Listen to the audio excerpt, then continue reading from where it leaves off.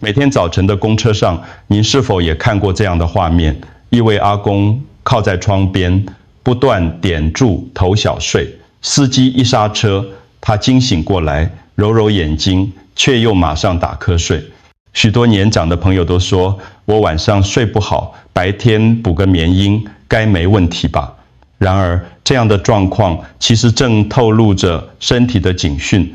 随着年纪增长，失眠成了许多长辈共同的困扰。有人翻来覆去难以入睡，有人半夜醒来数次，也有人凌晨3点就再也睡不着。国民健康署的调查显示，台湾超过1/3的65岁以上长者长期受到睡眠品质不佳的影响。睡不好不只是晚上辛苦，还会造成白天精神不济、记忆力下降，甚至增加跌倒或慢性病恶化的风险。大家好，我是林医师，行医超过30年，长期在社区门诊陪伴长辈，面对各种健康挑战。这些年来，我深深感受到睡眠品质对长辈的重要性远超过我们的想象。今天我想和您一起探讨，为什么台湾许多长辈会有失眠与午睡过长的问题，又该如何调整，才能让生活更有精神，心情更安定。在开始之前，也想邀请您给我们一些支持，记得订阅频道并开启小铃铛。如果您自己或身边的朋友有睡眠困扰，请在留言区输入1，如果没有就输入0。您的回馈能帮助我们更了解大家的需求，让节目内容更贴近生活。最后，别忘了看到影片的最后，我会分享一个每天只要1分钟的小秘诀，帮助您更快进入梦乡。接下来，就让我们先来看看一个好的睡眠能带来什么样的第一个好处呢？许多长辈常说，晚上没睡好，白天就觉得全身没力气，这并不是错觉，而是身体真实的反应。当我们夜里睡得深沉，大脑会分泌出适量的褪黑激素，帮助调整生理时，终到了清晨，体内的荷尔蒙自然转换，让人精神饱满，准备开始新的一天。相反地，如果整晚辗转反侧，或者只睡断断续续的浅眠，褪黑激素分泌不足，白天就容易精神涣散，注意力不集中。台湾有不少研究指出，睡眠品质良好的长者，白天的活动力与参与度更高。例如像由台大公共卫生学院进行的调查发现，规律睡眠的长辈，不仅走路速度较快，也比较愿意餐加社区活动。这意味着睡得好能让人精神抖擞，不再需要依靠长时间的午睡来补充精力。在社区门诊，我也常见到一些案例，有位72岁的伯伯，因为常常半夜醒来，白天上课或开会时总打瞌睡，后来在我们的建议下，他开始固定时间睡觉，并把午睡控制在20分钟以内。几个星期之后，他告诉我，林医师，我现在上课终于能专心听了，头脑也比较清楚。这样的改善对日常生活的品质有很大帮助。或许您也有过类似的经验，当晚上睡得好，隔天走去市场买菜，跟朋友聊天时，整个人都显得更有活力。这就是睡眠的第一个明显好处区，让白天的精神更充足。那么，除了精神改善之外，良好的睡眠对我们的大脑和记忆力还能带来什么影响呢？很多朋友会发现，睡不好时，不但白天精神差，连记忆力也跟着下滑。其实，这个和大脑在夜晚进行的清理工作有密切关系。当我们进入深层睡眠时，脑脊髓液会像河水一样流动，把脑部代谢产生的废物冲刷出去，其中包括与失智症相关的贝塔、淀粉蛋白。如果长期缺乏深睡眠，这些废物就容易堆积，让脑细胞受到损害，记忆力也会逐渐下降。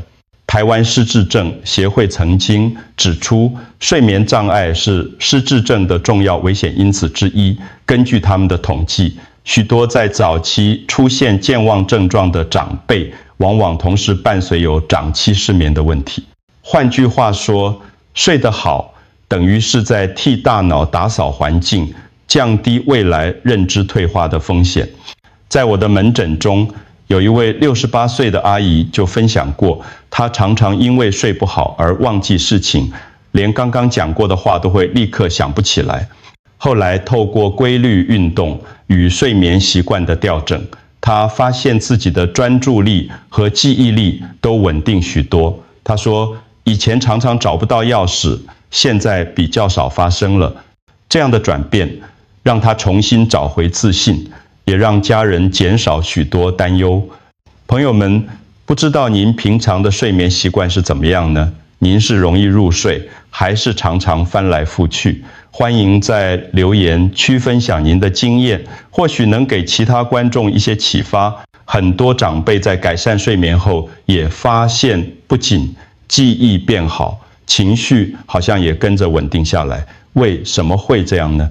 在社区里，我认识一位70岁的陈阿妈，她常常告诉我，林医师，我晚上怎么都睡不好啊。原来阿妈每晚都要翻来覆去好久才入睡，就算睡着了，也会在半夜醒来2、3次，白天精神不足，常常忘记东西放在哪里，心情也因此变得烦躁。家人看着她越来越憔悴，心里也很担心。后来在家人的鼓励下，阿妈决定尝试一些改变。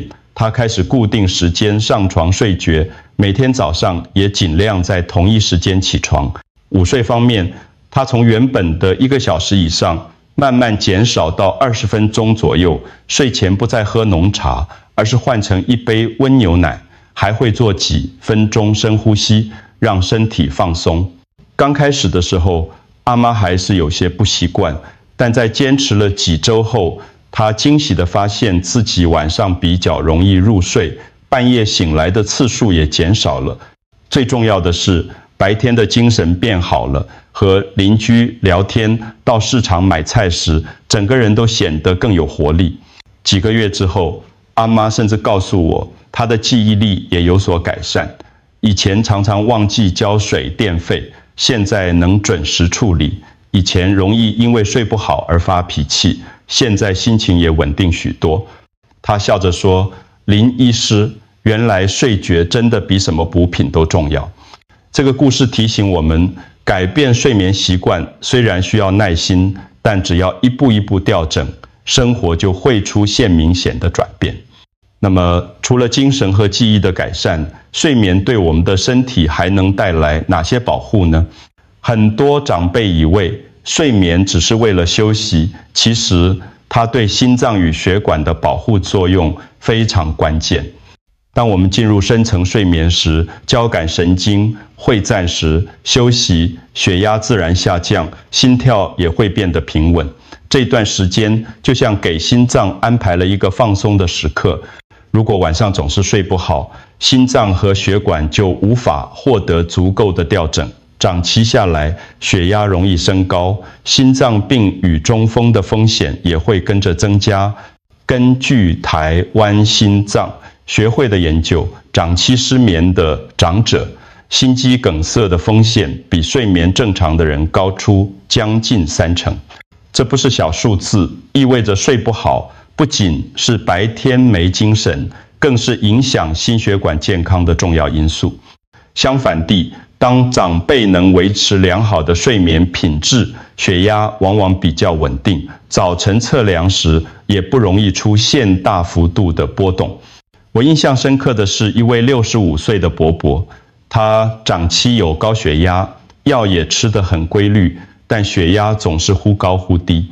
后来我们注意到，他晚上常常只睡4、5个小时，还会半夜起来看电视。经过调整作息，增加睡眠时数后，他的血压明显稳定许多，医师甚至帮他减少了药物的剂量。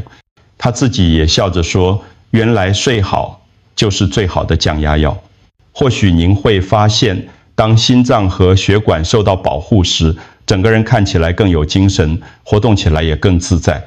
这也让我们想到一个问题，除了身体健康之外，睡眠是否也能对我们的情绪与心境带来帮助呢？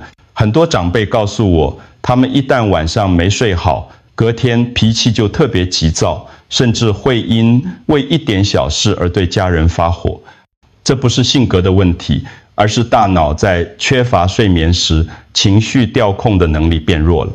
当我们有充足的深层睡眠，体内会分泌足够的血清素与多巴胺，这些物质能让情绪保持稳定，心情更愉快。如果长期睡眠不足，这些快乐荷尔蒙分泌减少，人就容易焦虑、沮丧，甚至陷入忧郁状态。根据台湾精神医学会的调查，失眠的长者罹患忧郁症的几率远高于睡眠正常的同龄族群，尤其在空巢期的长辈，孤单加上睡眠品质不佳，更容易出现情绪低落的情况。相反地，当睡眠改善后，许多长辈会发现自己比较能控制情绪，和家人的互动也变得和谐。在社区健康讲座上，我曾遇过一位69岁的阿公，他长年因为失眠，心情常常郁闷，不愿意参加任何聚会。后来在女儿的陪伴下，他开始调整睡眠习惯，每天固定早起散步，晚上也避免看手机。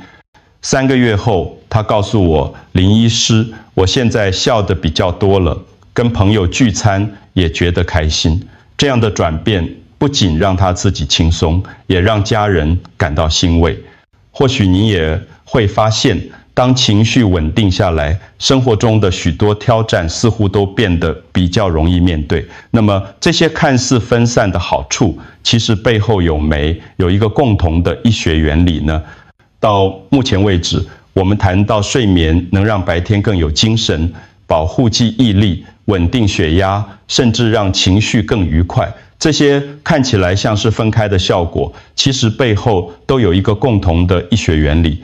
人体拥有一个内建的生理时钟，它会透过荷尔蒙分泌来调整我们的作息。当晚上入睡后，褪黑激素逐渐上升，帮助身体进入深层睡眠。这时候，大脑像是在进行清扫作业，将一天累积的代谢废物排出，同时修复受损的神经细胞。这不仅保护了记忆，也降低了退化性疾病的风险。在深睡眠阶段，交感神经放松，副交感神经接手，血压与心跳下降，心脏获得休息，血管也能恢复弹性。这就是为什么良好的睡眠能稳定血压，减少心脏病与中风风险。同时，睡眠还会调节血清素与多巴胺的分泌，这些神经传导物质就像心情的调音器，能让情绪更平和，减少焦虑与忧郁。换句话说，一个完整的睡眠就等于同时给了身体、心脏与大脑一场全方位保养。有些长辈会问，为什么我只睡5个小时，却还是觉得很累？原因在于，不只是睡眠的长短，更重要的是深层睡眠的品质。如果没有进入足够的深睡眠，就算睡得久，也无法达到修复效果。这也是为什么我们要强调睡得好，而不是单纯睡得久。理解了这个医学原理，我们就更清楚，睡眠不是浪费时间，而是健康不可或缺的基础。那么，知道了原因之后，生活中我们该如何实际应用，才能帮助自己睡得更安稳呢？了解了睡眠的重要性之后，最实际的问题就是在日常生活中，我们能做些什么来改善睡眠品质呢？其实方法并不复杂，重点在于持之以恒。首先，固定作息非常重要。建议每天在差不多的时间上床与起床，即使是假日也尽量维持一致，这样能让生理时钟更稳定，晚上比较容易入睡。午睡则控制在20分钟到30分钟之内，避免越睡越累，导致晚上难以入眠。其次，睡前要营造一个放松的环境。很多长辈习惯在床上滑手机或看电视，这些强烈的光线会抑制褪黑激素分泌，让大脑误以为还是白天。建议可以改成听轻柔音乐、泡温水脚，或做几分钟的深呼吸，帮助身体慢慢进入休息状态。再来，饮食也有影响。晚餐若吃得太油腻或太重口味，胃部负担过大，就容易翻来覆去睡不着。咖啡、浓茶或含糖饮料最好避免在下午3点以后摄取。